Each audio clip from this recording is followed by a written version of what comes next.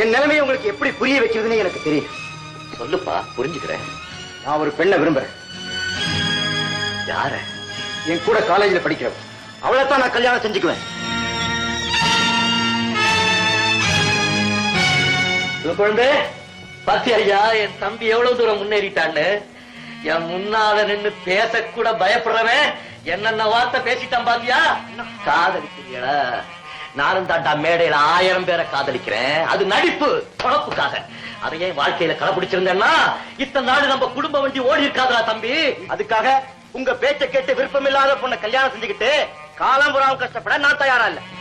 நம்ம விருப்ப பார்த்தா கூட பிறந்தவளை எப்படா கரை சேர்க்கிறது? அப்போ என்ன அடமானம் வச்சு பணம் வாங்கித்தான் தங்கச்சி வாழ வைக்கணுமா?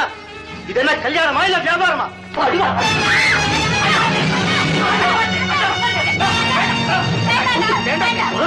என்ன விரும்புற பொண்ணைய கல்யாணம் பண்ணிக்கிட்டு எனக்கு